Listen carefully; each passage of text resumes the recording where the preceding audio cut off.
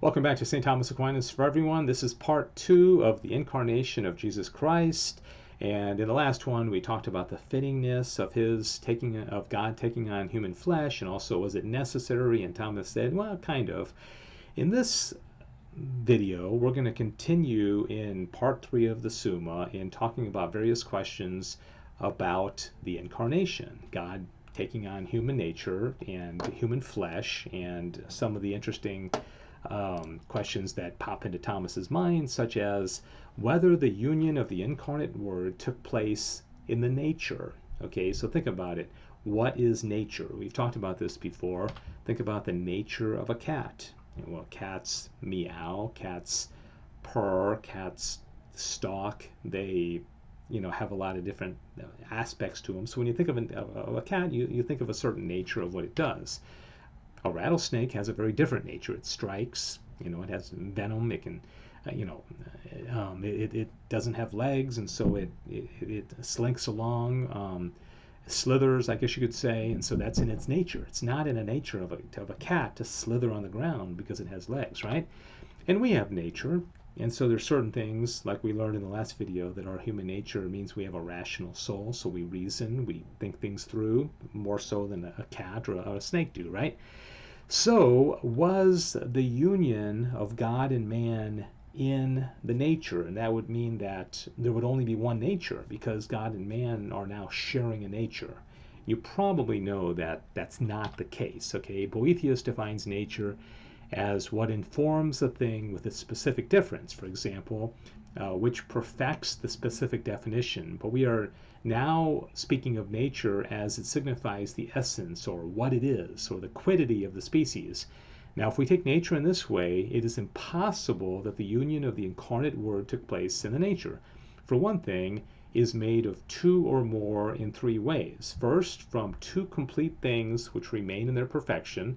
Secondly, because the divine and the human natures cannot constitute anything after the manner of quantitative parts, as the members make up the body, for the divine nature is incorporeal, nor after the manner of form and matter, for the divine nature cannot be the form of anything, especially of anything corporeal, since it would follow that the species resulting therefrom would be communicable to several, and thus there would be several Christs.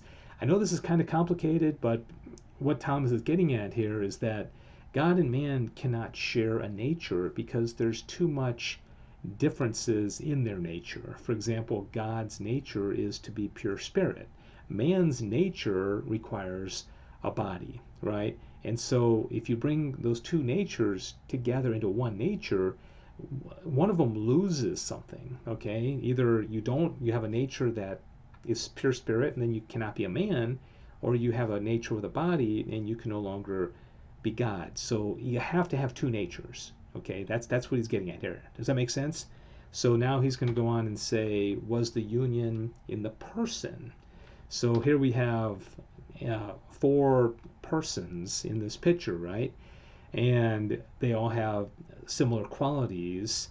And so the question is, could God and man have united in a person, right? So that's a good question. And Thomas is going to say yes, because we know that Jesus Christ was a person. Jesus Christ was God and was man, had both natures. So two natures combining in one person. So he says a person is nothing else than an individual substance of rational nature, according to Boethius. Therefore, whatever adheres to a person is united to it in person, whether it belong to its nature or not. Hence, if the human nature is not united to God, the Word in person, it is nowise united to him, and thus belief in the Incarnation is altogether done away with, and the Christian faith is wholly overturned. We certainly don't want that, right?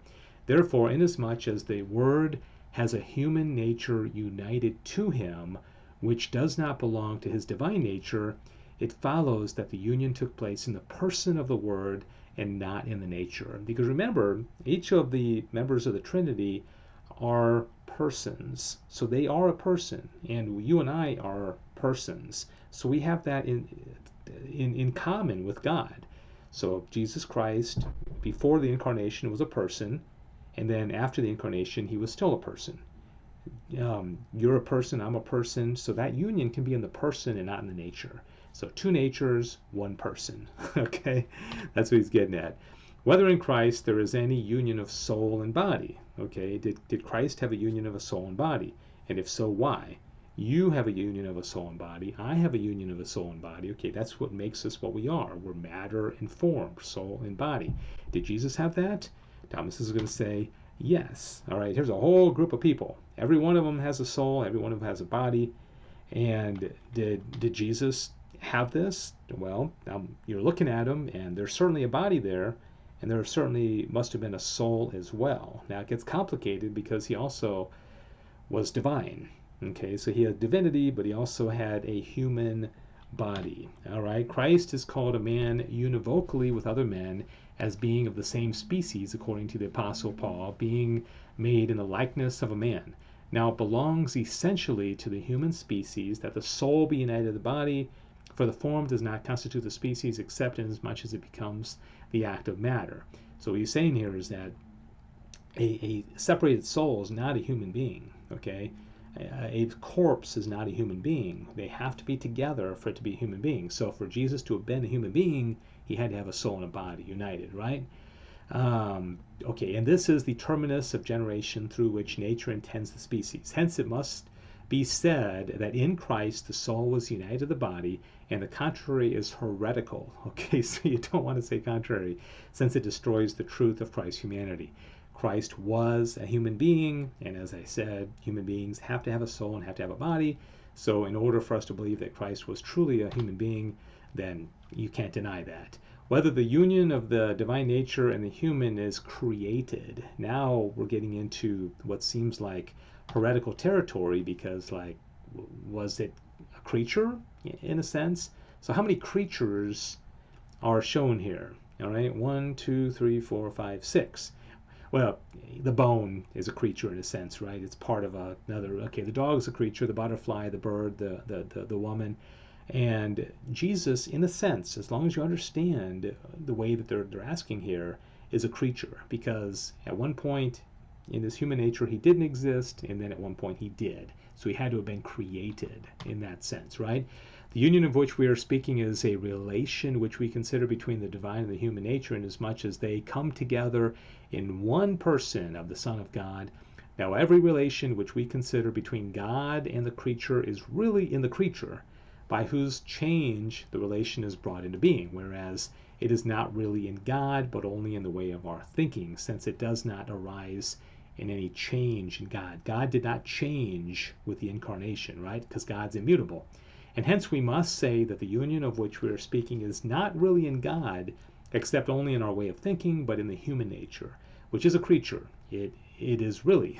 Therefore, we must say that it is something created. All right, so Christ's human nature was created. So was Jesus Christ a creature? In a sense, as long as you're talking about his human nature. All right, and there's going to be a lot of distinction between human nature, divine nature, now that we're talking about the incarnation and the hypostatic union, right? All right, that's part 2 of the incarnation, and we've got 5 more of these, and it just gets more interesting. In fact, the next one, he's going to raise some questions that I bet you never thought about before, but watch the next one, and I think you'll enjoy that. Thank you for watching. This has been St. Thomas Aquinas for everyone. I'm Dave Palmer. God bless you.